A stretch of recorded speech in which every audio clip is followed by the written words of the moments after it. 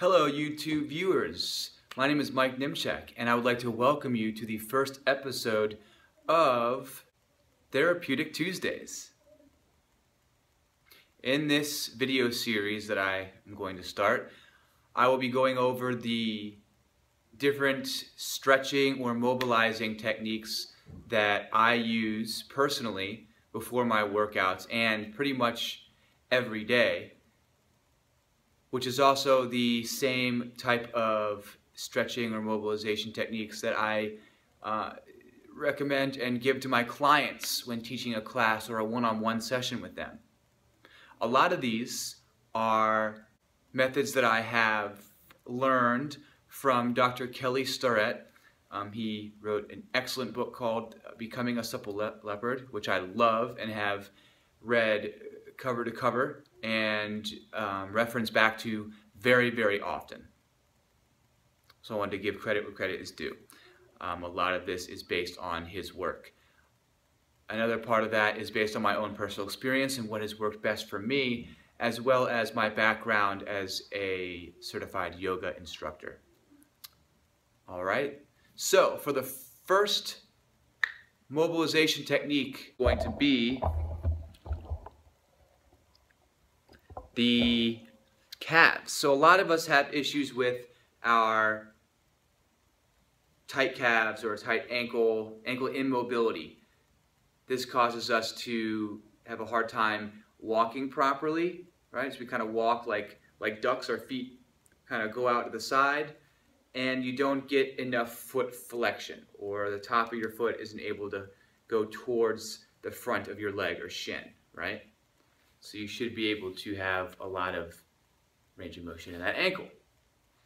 So here's what you do about it. I'm going to show you two different things. The first one is very simple. All you're going to do is hands against the wall, and you're going to take this foot and bring it back. Doesn't matter which one, but just know that the foot in back is the one that is being stretched.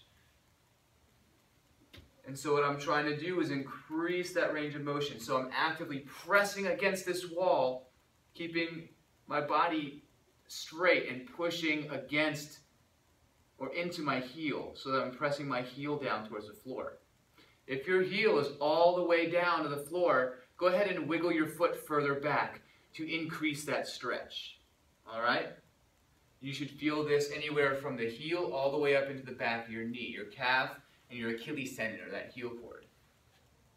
So that's the first one. The second way that you can do this, if you are fortunate enough to have a kettlebell, like a 10, 15, even a 20 pounder will work. Or if you want to make some sort of like little wooden wedge, that will work too. But putting your foot up, leaning against it, again, your heel is staying in contact with the floor, and now you're keeping your knee straight and you're leaning forward, increase that range of motion. This is mainly for your calves, and I believe, and what I have seen is that a lot of people have tight calves, not necessarily tight Achilles.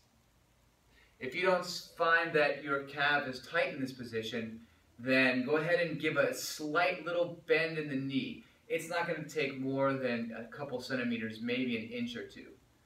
Just bend the knee slightly and come out of it, and now you're working more of the Achilles tendon than you are the muscle of the calf muscle. All right? So there you have it.